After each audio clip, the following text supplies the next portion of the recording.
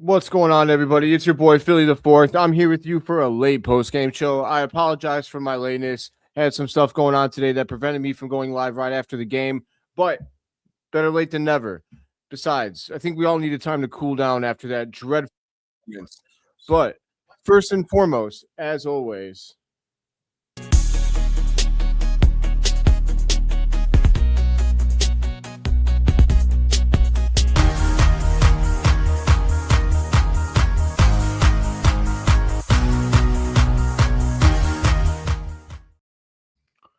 so the Chicago Bulls lose 157 to 137.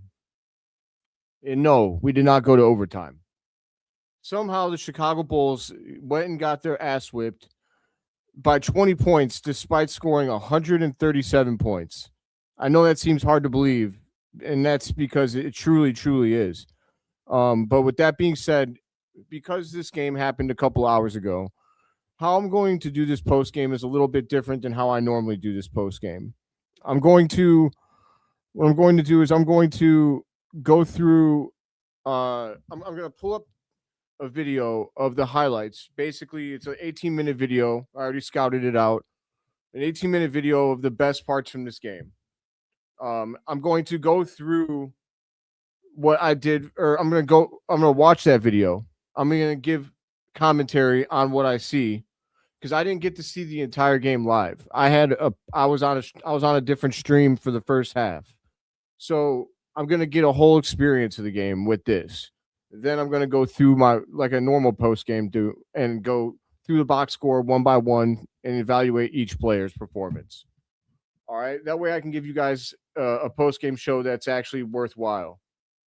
Let go. But so without further ado,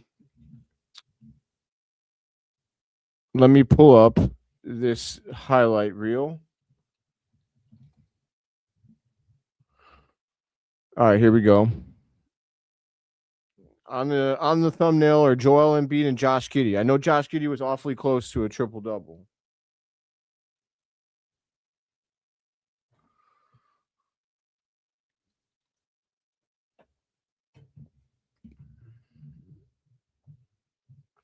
All right. I'm waiting on a stupid highlight. Well, let me put it so, James, the players aren't tanking, right? Are you saying that because the organization is, or the players are? Because the players aren't trying to lose. They just don't have defensive talent. Who do you mean when you say they're tanking? Like who are you talking about?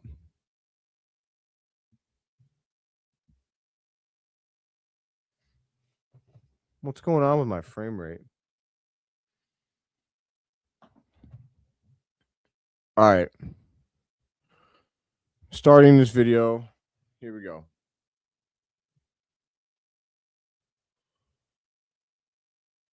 So I agree with you on Io. I gotta disagree on Kobe. I think Colin Sexton does exactly what Kobe White was doing, but I agree with you about Io. With that being said, so James, here's the thing: the Bulls weren't going to do anything this season, no matter what. So the Bulls got assets for players that they didn't know if they were going to be able to re-sign.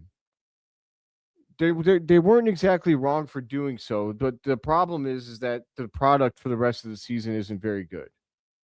The Bulls basically gave up at midseason and said that we're playing, we're not going to try the rest of the year as an organization to win games. And so when that happens, it's a tough product to watch. But I will say, if we never traded Io, we don't get Leonard Miller back. And even though Leonard Miller is not as good as Io right now, Leonard Miller is only 22, and he looks really good for the future. So it's all about the future at this point. I hope I'm not choppy for you guys. Am I choppy for y'all? Anyways, I don't know. It was looking choppy on my end. Looks like it might be okay now.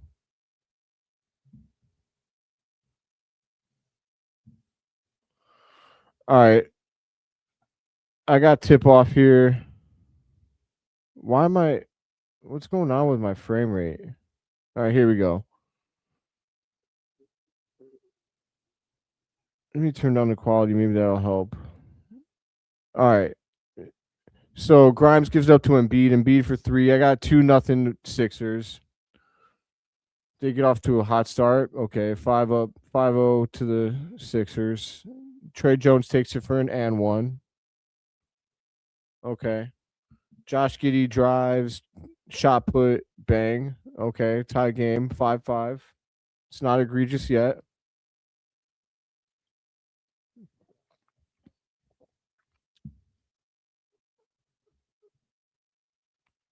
All right.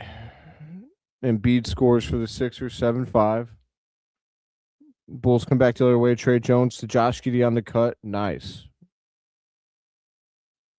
That was a hot start by both teams. Embiid in the post. See, we have nobody that can cover Joel Embiid on this team. We're so bad at center right now that when we play other teams with a good center, it's ugly. It's always a really tough game for us when we play other teams with a good center. Joel Embiid tears our ass apart every time. I can't wait till we have a game where we actually play Joel Embiid with a good center because he's not going to know what's going on. He's played the Bulls his whole career with a bad center or a center that can't guard him. Vucevic wasn't necessarily bad, but he can't play against Embiid. All right. So back the Sixers right now are up 16-9. Sexton kicks it to Giddey. Giddey drives and scores. Giddey's off to a hot start. All right, Jalen Smith with the block. Bulls are down by 5. Buzelis comes down, gives it up to Sexton for 3. Bang. Okay. 16-14. Joel Embiid for 3. My God, he was on fire. He started this game off ridiculous.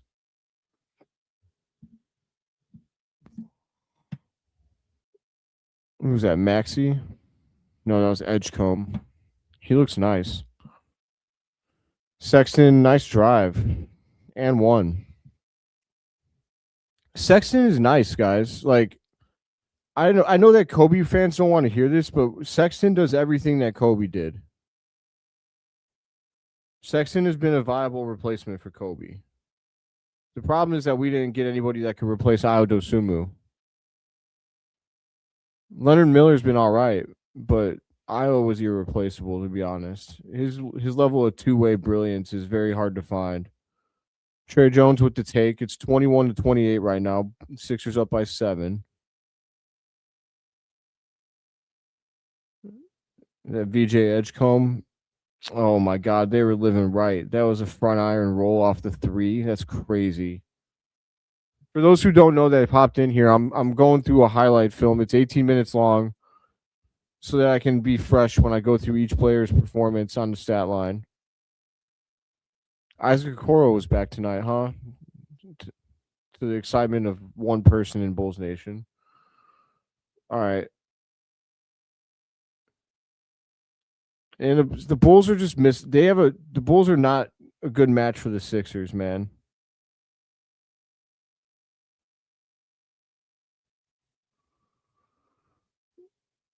Sixers are up by 12, 38-26. Paul George drives. It's like the only player on our team that could play against Paul George or guard him is Leonard Miller, and he's still so young. Paul George has so much experience on him. That Quentin Grimes for 3. Sixers are up by 14.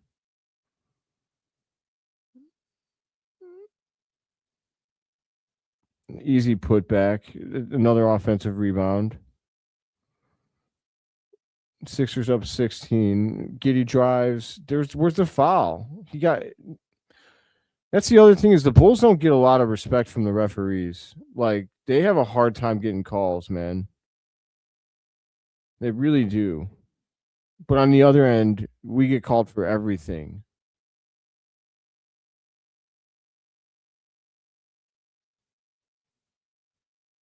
Oh, the Bulls just got abused. dunk for the Sixers. Sixers are up 51-33. Giddy, nice pass to Gershon Yabusele. Not my biggest, not the player I'm the biggest fan of. I've grown to kind of hate when Yabusele is on the court. God, the Bulls are just offering no defensive resistance. Maxey for 3. Or no, that was Grimes.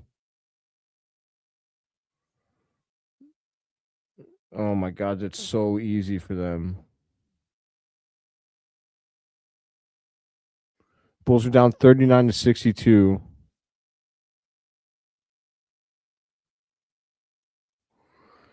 Matas for 3. Bang. Makes it a 20-point game. There's a minute 30 to go in the second quarter. The Sixers just run down and shoot a 3 and make it. Jesus.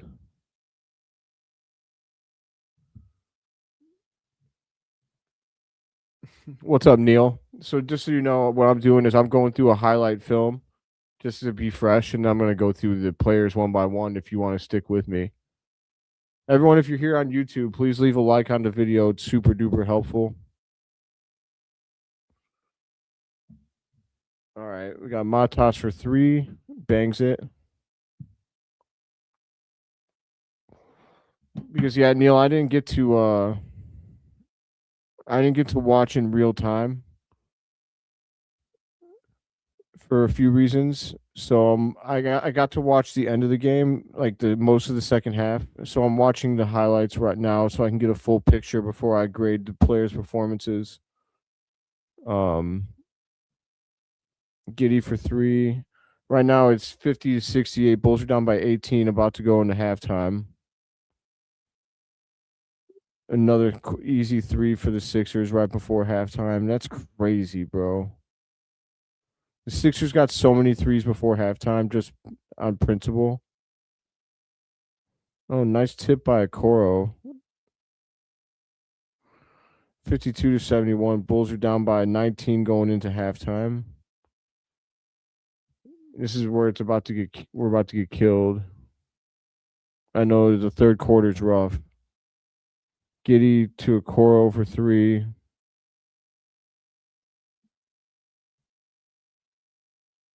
Yeah, not having Nick Richards against them makes us like such a bad match. Like Joel Embiid always he gets little to no resistance every time he plays us, and he knows it. His confidence against us is crazy. And most of basketball is about confidence. He comes into every Bulls game believing he's going to drop 40 because he almost always does.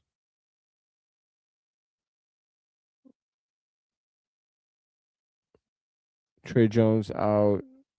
Who's that? Patrick Williams? That was nice. I doubt that's going to last. Trey Jones drives. Nice and one. Bulls are only down by 17 right now.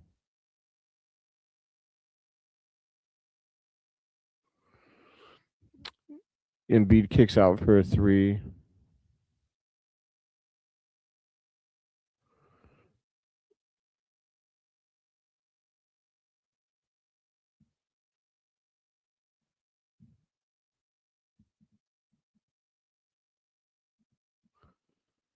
All right. Who's that? Grimes. Grimes drives for the easy bucket. Sixers are up 87-66 by 21. Embiid scores on Yabusele. Yabusele did nothing to try and defend him there.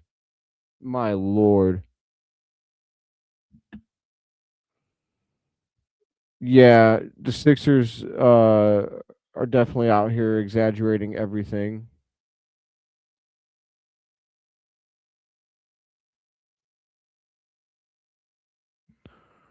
Oh my God, there's such little resistance. The Sixers have such crazy confidence playing us. They're making everything. Oh, Giddy, you can't dribble right into that turnover, brother.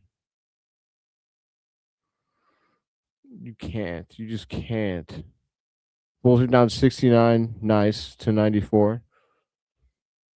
Embiid from way downtown. Or no, sorry, that was Paul George from way downtown. Lenny Miller. Where was he in the entire first half? I don't think I've seen Leonard Miller the entire first half. Am I crazy?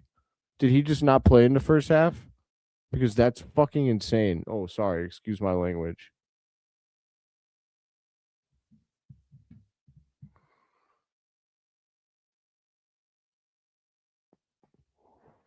Um. All right, I'm almost done with the third quarter. We're almost through these highlights, Bulls fans. Then I can get through the actual analysis. Embiid with the turnaround jumper. He's just doing everything he wants. Is that campaign?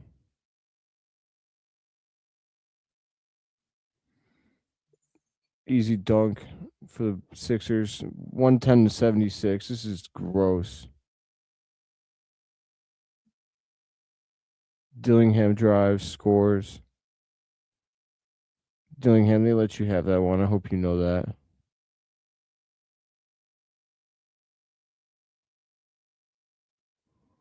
Sexton drives. They're just letting us score so that they can come back down and score on the other end. Who cares if we score? They're just going to score. It doesn't matter to them.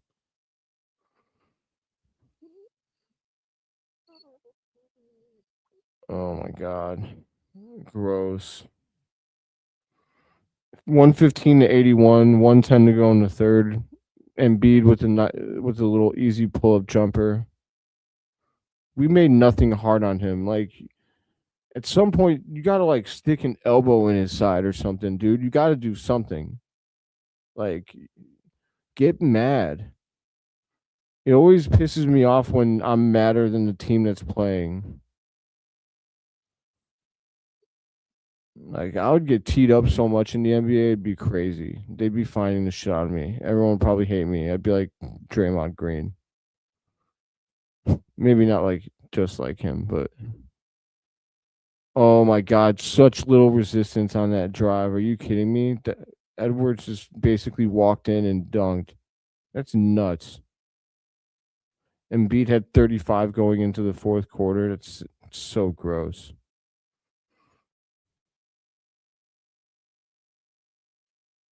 Paul George for three.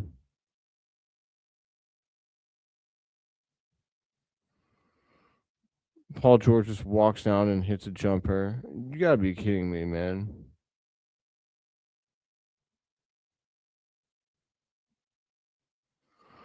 What in the hell is going on? 132 to 88. This is gross. The Sixers are shooting 60%.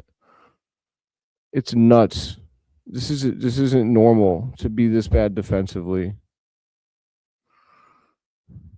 Nice rebound by Giddy.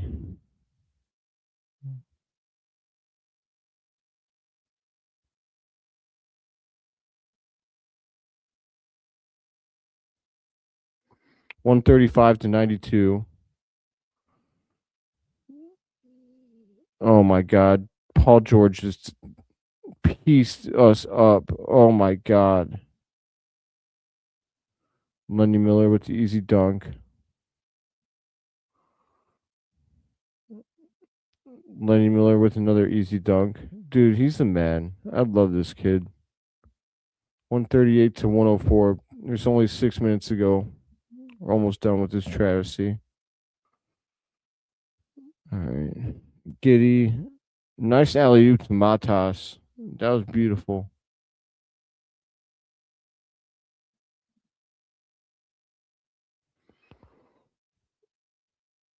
Oh my god. Walker, Texas Ranger. Dillingham drives, scores. Everybody was kung fu fighting. Matas with the putback. Come on, don't give me an ad. I'm almost done.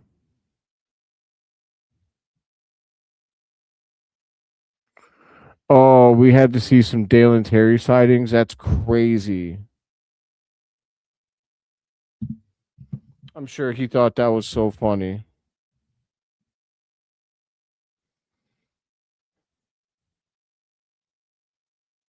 Oh, I see him. He was standing up at the top of the key like he was so ready. Did he score? Tell me he didn't score. Matas for 3. There's only a minute to go. Lenny Miller for 3. Bang. Love to see that. Most points in a game for the Sixers since the 70s. That's gross.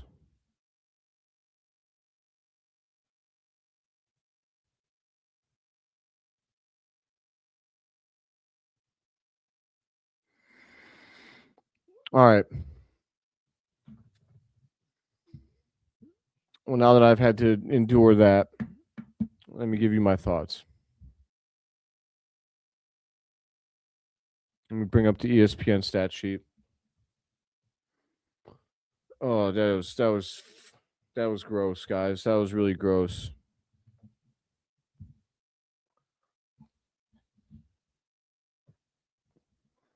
That's embarrassing. That's embarrassing.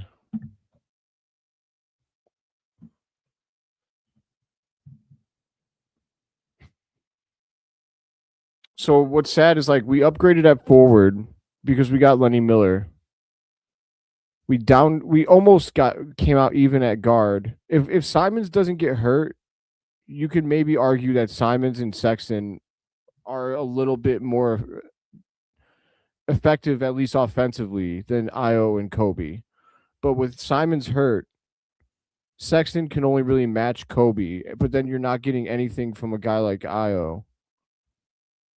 So the addition that you had at forward is wiped out by the lack that you have at guard. And then you objectively got worse at center because you lost Vucevic. Sure, you got a little bit better defensively, but the offensive output of Yabusele and Richards will never equal the offensive output from Vooch. So like that's where it all that with the injuries and everything, like it was just bad from the get-go. And the other part of it is like I say that Simons and Sexton could maybe outmatch the output of Io and Kobe, but that's only true if both of them are getting consistent minutes. If you start having to play Rob Dillingham, it's not happening. You're going to be worse. Anyways, all right, let's go through the box score like normal, guys. Starting at the top, Jalen Smith. Did he get hurt? 6 minutes. He had to have gotten hurt. Okay, so Richards and Smith both got hurt during the game. That's okay. Yeah, we were dead in the water at that point. Well, so I'm not going to judge Jalen Smith. I'm just going to move on. Matas Buzelis, 30 minutes, 18 points, 6 of 15 from the field, 4 of 10 from downtown, 2 of 2 from the free throw line, 8 rebounds, 2 assists, 3 turnovers, and 1 block. 3 of his turnovers were offensive. 3 of his rebounds were offensive. He had a minus 15, which was, I mean, not that bad compared to the rest of the team. There's actually 1 plus minus I already can see that's really, really, really interesting. So Dillingham is always going to score. I mean, he put up 10 shots, right? He was 5 of 10 from the field. He was actually 5 of 6 from inside the arc. But he's 0 of 4 from 3 because his shot is ugly as hell. And he doesn't like Dillingham had 1 assist tonight in 23 minutes. Scoring isn't the Bulls' problem. The Bulls' problem is defense and passing when we have certain guys in. Dillingham likes to act like he's Derrick Rose. Like, the problem is that he's not. He's not even close. He's not even like, who's that one point guard from the Bucks that was Brandon Jennings? All offense, no defense. that's like who Rob Dillingham tries to model his game after, it feels like. And it's not working. His game isn't going to work at the NBA level. I just don't see it. He might have a game where he goes off for 17, right? But he's going to give a lot of that back on defense. He's like the point guard version of Vooch. You have to play him so many minutes for him to be effective. He's not like Yuki. You could play Yuki for 5 minutes and he could be effective because he might give you two really highlight reel worthy assists that pump your team up, and then you pull him before he gives you anything bad defensively. Dillingham, though, you have to give him like 20 plus minutes for him to be effective. And at that point, you're probably getting beat up on the defensive end with his presence so bad. He was a +6, apparently, Dillingham. I'm skipping around a little bit here. But it's just like, how many of those minutes were against their bums? How many, that +6, how much of that came from the fourth quarter? The Bulls scored 53 points in the fourth quarter and won the fourth quarter by 18. But it didn't matter because the game was already over.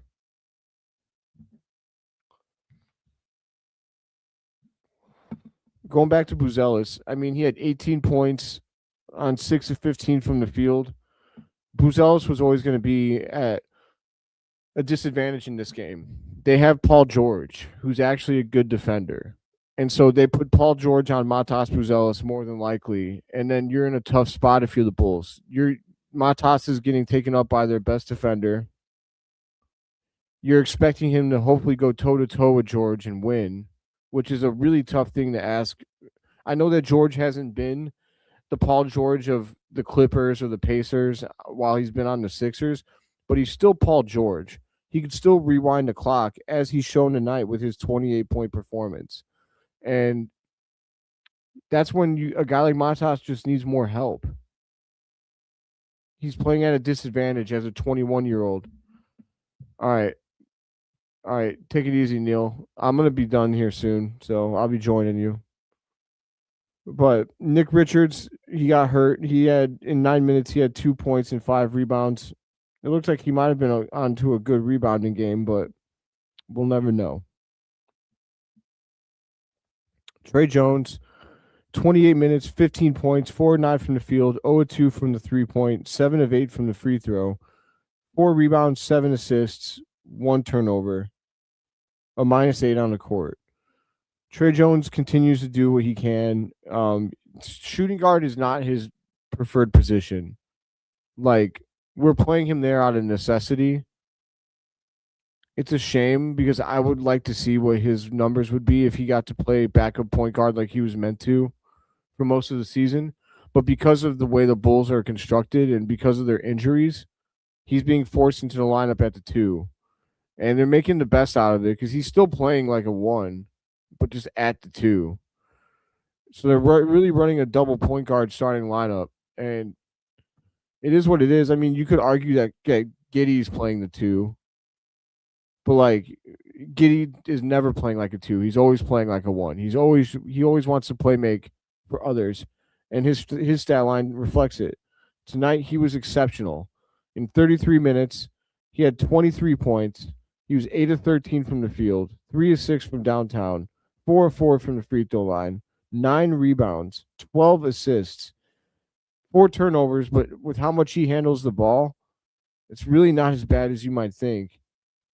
It's still not great, but it's honestly not that bad considering. And then he had 1 block and 3 of his 9 rebounds were on the offensive end. He was a -15. This is a great example of plus minus not being a great example of performance because Josh Giddey was probably the only reason we didn't lose by 40. Like, Josh Giddey balled out. 23 points and 12 assists and 9 rebounds. It's incredible, man. When you're playing a team that's on fire and all of their defensive, like, Matas was their first, focus, and Giddey was their second, guaranteed. Despite that, Giddey shot extremely well, was efficient as hell, Inside the arc, he was 3 of 6 at 3. Inside the arc, he was 5 of 7. I mean, that's incredible stuff, man. Like, that's a really good game from Josh Giddey. And it's a shame because it's gonna get washed away in the annals of this game's history. No one's gonna remember it, and it maybe shouldn't. But like Josh Giddey just continues to show you why he would be an extremely valid third option on a winning team. Anybody that tells me that Josh Giddey can't be one of the stars that leads this team to the playoffs, why? Why can't he?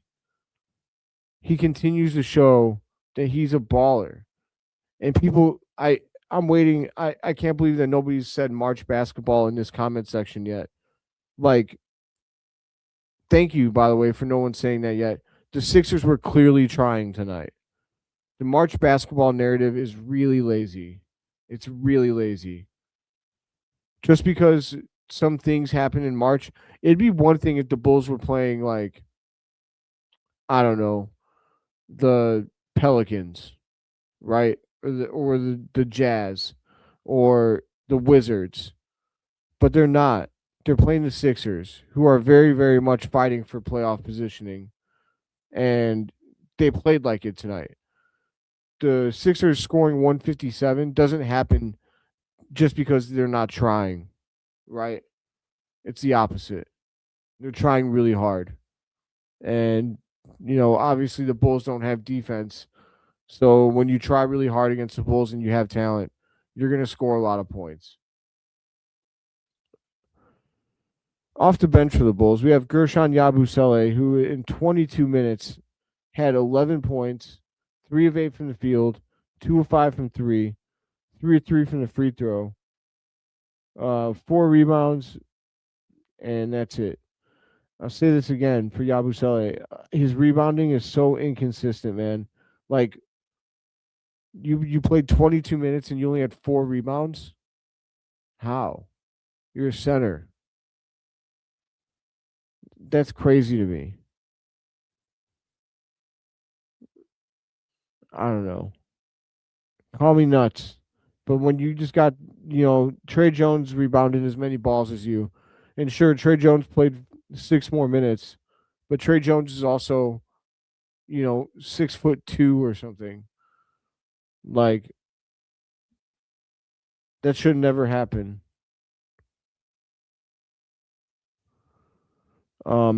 Patrick Williams played 20 minutes. Why? I mean, why? Did we do something wrong, Bulls Nation? Did we hurt someone on Billy's family? Lachlan Olbrich got 6 minutes. I'm begging Billy to switch that. Give me 20 Lachlan Olbrich minutes and give me 6 Patrick Williams minutes. In fact, just leave Patrick Williams on the bench and give me 26 Lachlan Olbrich minutes. Or give me Leonard Miller only had 21 points. Give Leonard Miller 10 more minutes and give Olbrich 10 more minutes. And we're good. I don't understand Billy Donovan ever. Pat had 10 points tonight. So I guess he did something right. But he was 4 of 6 from the field. He was 1 of 3 from behind the arc. 1 of 4 at the free throw line. A smooth 25% at the line. Great job, Pat. And 1 rebound. 3 rebounds, 1 assist, 1 steal. My Lord, man. Like, 3 rebounds in 20 minutes. It's just such an effort thing. Like, you're with the measurables that he has, he should be wiping those boards up. He should be getting boards like Leonard Miller, but he doesn't. I mean, it's wild.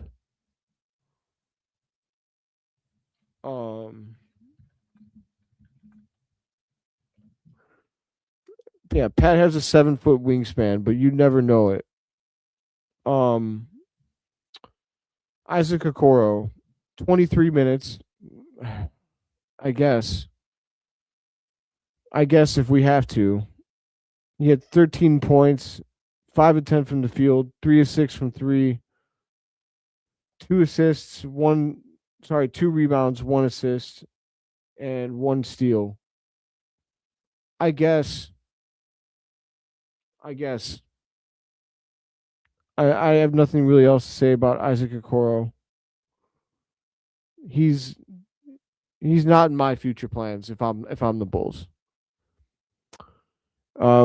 Finally, someone exciting. Leonard Miller, baby. 21 minutes.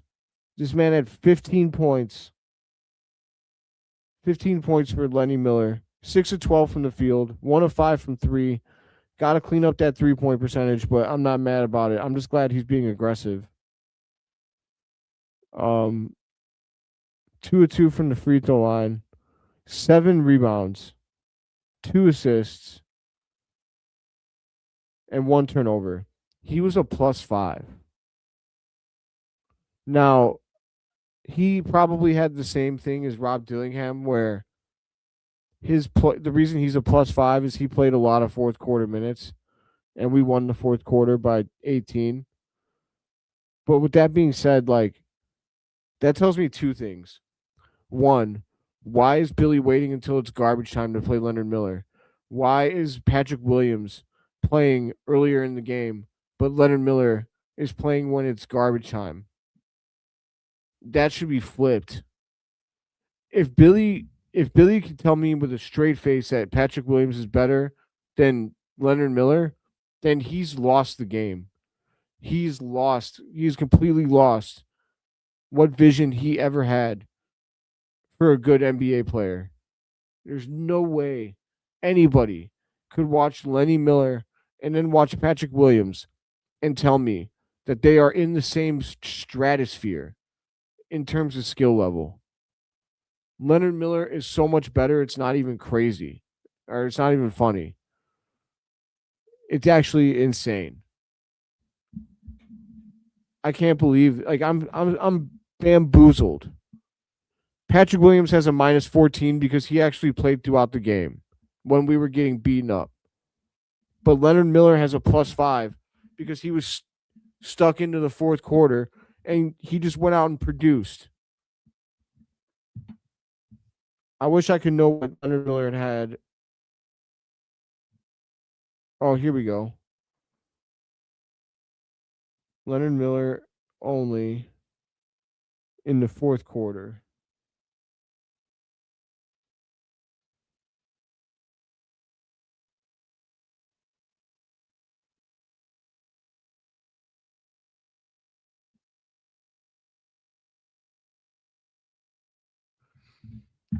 Okay, I got Leonard Miller's stats in the fourth quarter. He made a dunk. He came in with 9 minutes to go in the fourth quarter, and he played the rest of the game.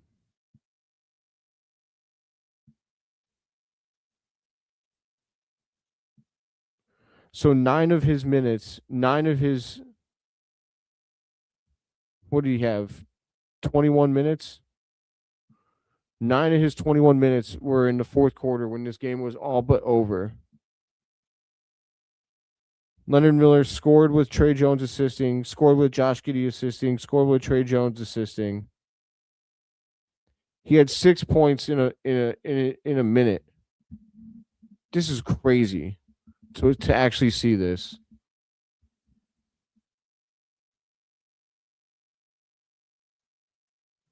Did you actually listen to what I had said? I said that we didn't lose a whole lot there. I'm not addressing that right now.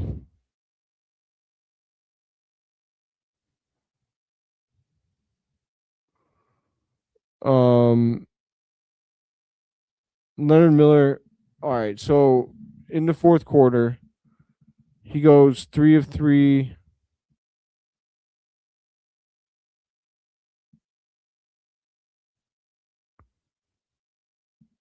This is incredible. I think Leonard Miller. So he missed a 3. So he was 3 of 3. Oh, I'm gonna write this down. This is Leonard Miller's fourth quarter.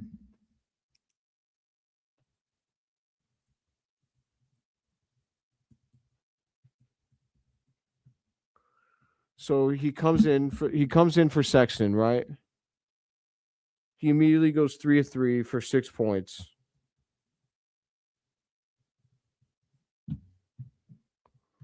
Then he gets a defensive rebound. He does have a turnover.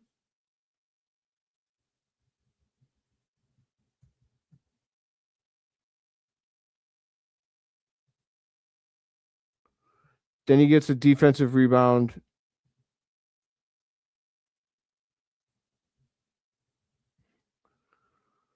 Then he misses a 3-pointer, misses one shot. Then he gets an offensive rebound off of his own miss and makes a layup. So he immediately makes up for it. At that point, he's 4 or 5 from the field with 3 rebounds and 1 turnover in the fourth quarter alone.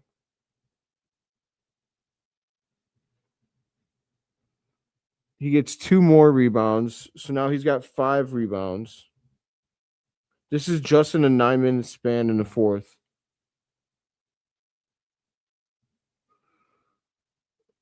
Leonard Miller throws a dime to Lachlan Ulbrich,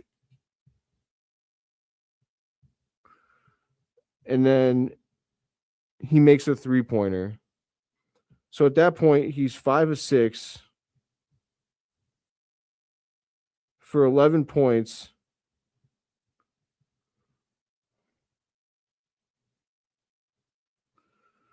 One assist, 5 rebounds, 1 turnover after the 3-pointer. He then makes 2 free throws and gets a rebound. So in the fourth quarter alone, now I realize it's garbage time, right? But this is just shows you the effort of Leonard Miller, right? And even though it's garbage time, Leonard Miller was supposed to just be a garbage time player. So in the fourth quarter, in that 9-minute span that he was in the game, Len Miller comes off the bench. He goes 5 of 6 from the field. He has 13 points because he hit 2 free throws as well. He has 1 assist, 5 rebounds, including 6 rebounds, including 2 offensive and a turnover. 5 of 6 from the field, 13 points, 1 assist, 6 rebounds, 1 turnover. In a 9-minute span in the fourth. I mean, come on, man. Those stats in that 9-minute period is better than what Patrick Williams does in entire games. Frequently. I mean, it's crazy.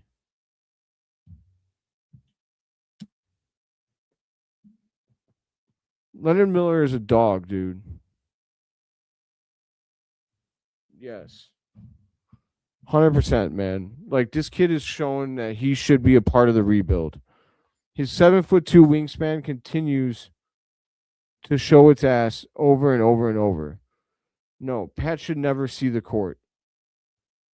Like, I am so tired, you guys, of watching Patrick Williams play basketball. Like, I think I could throw up. I think if I tried to, I think I could regurgitate whatever I just had eaten or drank immediately upon watching him step onto the basketball court. And I wish I could say I was joking, but I think that I'm being dead serious. That's how much it disgusts me to watch Patrick Williams play basketball at this point. I mean, it's so stupid. I don't even care that we gave him the contract anymore. I'm over that, right? Does he deserve $18 million a year? No, but he's not taking up that much of the cap room, so he could sit his lame ass on the bench, and I will gladly forget about him. Just sit there. Don't play him. Send him down to the G League for all I care. But don't make me watch him play basketball. Like, there's no reason we should have to. Lachlan Olbrich is better than him. Anyone on our team is better than him. Like, he's, to me, the worst player on the team.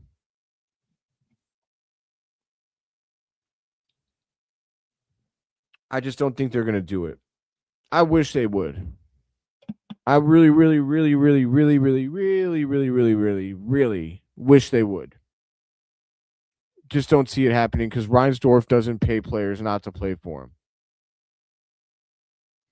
The only player I can ever remember him cutting early was Dwayne Wade. And it was a Wade request, and it's Dwayne Wade. I think he only got that approved because he was Dwayne Wade. He probably gave Reinsdorf money on the side or something. We just didn't know about it. Anyways, going back to I'll go back through the rest of these players before I give final thoughts and let you guys go to sleep. Lachlan Olbrich played 6 minutes. He had 2 points. In his 6 minutes, he had 2 points, 2 rebounds. He was a plus 13. Best player on the court. Just kidding. But that is a great example of plus minus not always being a great indicator of performance.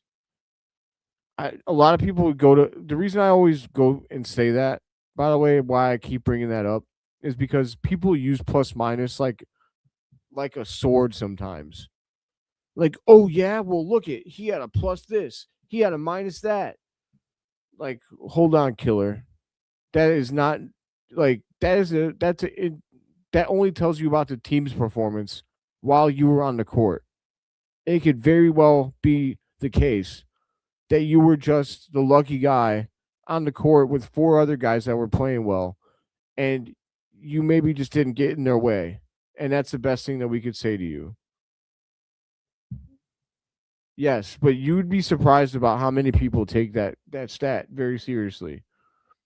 It's only a good stat if you know that the player that you're talking about directly contributed to whatever that plus minus ended up being. Like, if I know that, like that, okay, for a good example is Leonard Miller, right? I just broke down what he did in his final 9 minutes.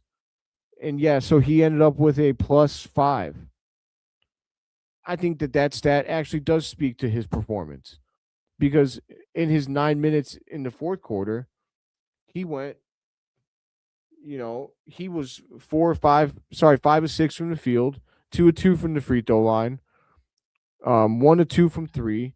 He had 13 points, 1 assist, 6 rebounds, including 2 offensive, and 1 turnover. So that's a player that contributed to his plus 5.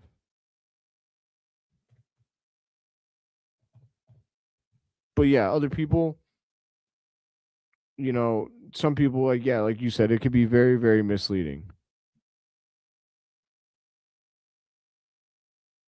Who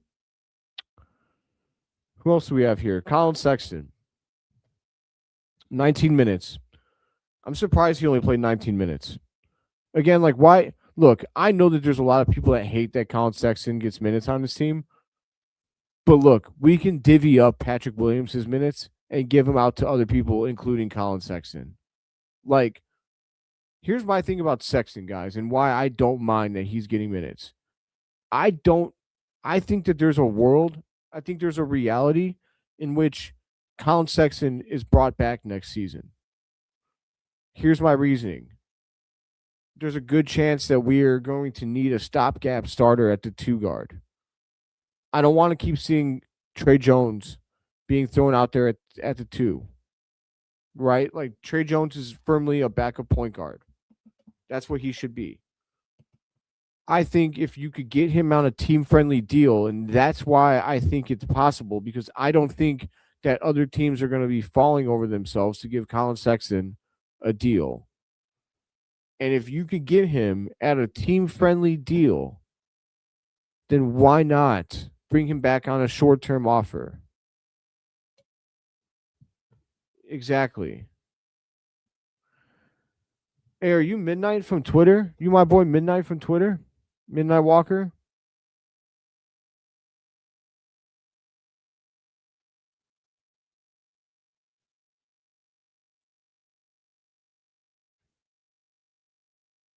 Hell yeah. I should have put those I should have put that together sooner. My bad. What's up, homie? Good to see you here. So I wasn't the biggest Sexton fan either. I was not. But the more that I've watched him play, yes, City. Yes, City. Cal City. Where's my dad at? He's sleeping actually. But he'd be psyched to hear that. If you're ever in here when he's in here at the same time, I'm gonna make sure I let him know. But so I wasn't the biggest Colin Sexton fan either. Actually, I wasn't a fan of his at all. When we got him, I was very much like, I wonder if he's gonna be okay with the fact that he's gonna sit on the bench and not play. I was like, I don't want to see this guy at all. I'm not interested in it. He's won me over. He's won me over because he plays with intensity. He does take good shots. He seems to not he doesn't I was worried about his basketball IQ at first. I think his basketball IQ is actually pretty decent. I think his biggest problem maybe is that he gives a lot of what he gives on offense, he gives it back defensively at times. This tonight kind of shows you. He had 16 points. He was 5 and 9 from the field, 104 from 3, 5 of 6 from the free throw line. He had 4 assists, 1 rebound, 1 turnover, 1 steal. Right? Those are all pretty good stats. He was a minus 29. When someone stands out to that degree, nobody else on the team was worse than a minus 15. Or sorry, no, Okoro was a minus 22. Never mind. But to me, that kind of tells me what it tells me is that Colin was getting killed on defense. Now, to be fair to Colin, everybody on the Bulls was getting scored on. Nobody was stopping anybody. So it's not that fair to go after him specifically. But as far as the long term, I feel like Sexton can be a valuable 6 man, or he could be your stopgap 2 guard. Because I don't think we have a better chance. I think this draft we should focus on the bigs. I really want to walk out of this draft with a new starting power forward and a new starting center, or at the very least, 2 starting players. I don't really care if they're the 3, the 4, the 5, whatever. Like, ideally, Noah Essengay is going to compete with whoever the forward is for a long term starting role. I'm really hoping we get Caleb Wilson. And then I really want Jaden Quintance from Kentucky. He's 6'10", but he's got 7'5" wingspan. Yeah, this is a good. Yeah, I think that a 6 man role for Sexton would be totally good. And then maybe you can convince me that Trey Jones should start. But I would rather have a little more size there, if I'm being honest. That's when I get crazy in my head, and I'm like, Matas didn't look that bad as the starting 2 guard for a couple of those games. Why can't he be the starting 2? If he's quick enough to keep up with whoever the other 2 guard is, I could see a world in which he's a mismatch nightmare. You play him at the 2. What if Noah Essengay improves his game enough to be the starting 3? Lenny Miller is your starting 4, and Caleb Wilson or whoever else is your starting 5. Yeah, you're really small. Or sorry, you're really skinny, but you're long as hell in that lineup. Long as hell. Just saying. I like the idea of putting a lot of long guys as long as they can handle the ball. If you've got some guys out there that can play, that can handle and whatnot, I don't mind the idea of playing a 6'10" guy at the 2 guard. I always wondered why Kevin Durant wasn't played more at the 2. Personally, he's a matchup nightmare there. Is it really that he can't play defense against those guys? That's kind of hard for me to believe. I agree with you on this.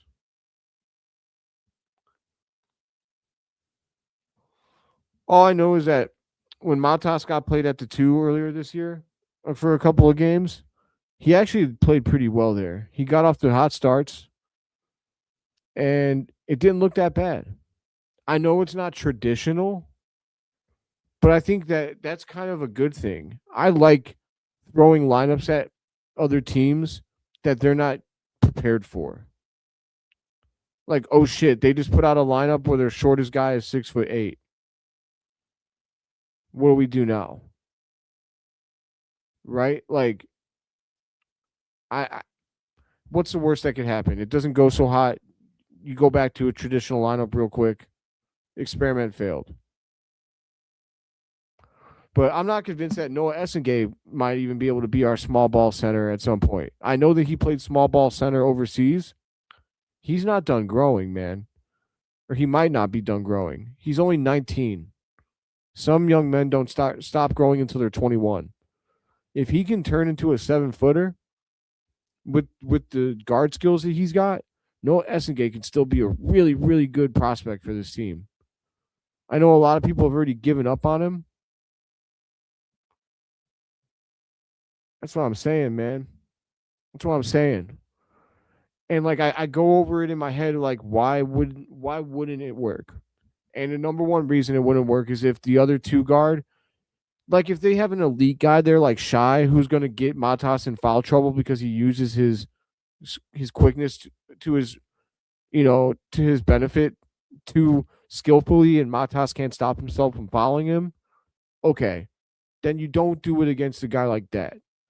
But when the other team's starting 2 guard is like, I don't know. I'm trying to think of someone that doesn't have a great 2 guard as their starting lineup. Yeah, exactly, man.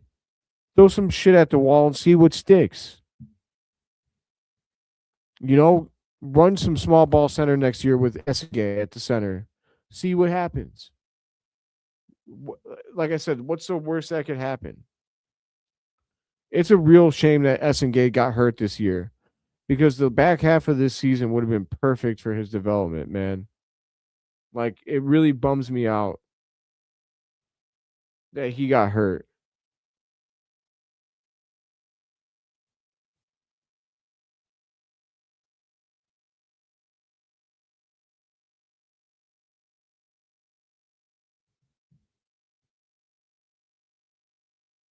Oh, damn, I thought I had the picture of me and Essengay up on here. I guess I don't have the picture of me and Essengay. But he made me look really, really small. That's why I was gonna pull it up. All these Bulls players make me look like a little punk. Me and Matas makes me look like a baby. Kendall Gill. Oh, that's not even me and him.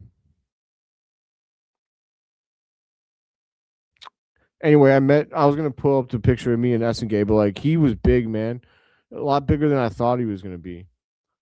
He's definitely just as tall as Lachlan Ulbrich, and Ulbrich seems to hold his own. Even though he's got some width on him, some girth. But that'll do it for this episode of Chicago Bulls Breeze. I know it's super late, you guys. You've been here with me for an hour. I really appreciate it. Did not expect to be here this long, but appreciate everybody that was here with me, hanging out. This game sucks, but yeah, so Gil was cool because he actually dabbed me up, and I was super excited because the dap up was clean. Like, it was super clean. You know how it feels, that crispiness when you really dab someone up. It's exactly how it felt. I was like, sick. I'm invited to the barbecue. I'm invited to the cookout. But No, for real though, Kendall Gill was really nice. He was a really nice guy. I met them at Bulls Fest. I recommend going to Bulls Fest if you're a Bulls fan. They always have meet and greets with like uh, usually the rookies and then some of the vets. I'm pretty sure like I got Lachlan Ulbrich and Noah Essengay and Kendall Gill. I think they also did like Will Purdue. Um, I feel like a couple others that I can't remember off the top of my head right now, but maybe Bill Wennington, maybe. It was definitely it was definitely dope though. I recommend going to Bulls Fest for real. Um, it was I went for one day and it was a good experience. And there's a lot of you can usually meet a lot of guys there. Like I didn't meet anyone there because I was too shy, but I want to try and change that next year. But if any of you guys go to Bulls Fest this year, let me know because I'll probably be going again, and we can all meet up there and like yeah have a beer and talk ball. But or have a soda. I'm not opposed to not drinking beer. God knows I've done enough of that while I was in the army. I prefer a little something else now. But that'll be it for Chicago Bulls Breeze tonight. My friends, tonight sucked, but it was good for the tank. And at the end of the day, I mean, Len Miller played well. Josh Giddey played well. Matas played decent. So I can take tonight. It's not a big deal. See, that's how it's done, Bulls fans. The ones that are mad about wins, you just take it like I just took it. Slides off the back. No big deal. On to next week or on to next game. I'm in football mode over here. But all right, y'all. That'll do it for this episode. My name is Philip Charles Vanderhayden the fourth, aka PCV the fourth, aka Philly the fourth, aka Pimp Daddy P, aka Slim Philly, aka Philly V, aka your mother's new boyfriend. Just kidding. Now that I've listed off all of my nicknames like I'm Gucci Mane, that's it for this episode for real. As always, long live the Chicago Bulls and long live you, Breeze Nation. Have a good night, everybody. See red, baby.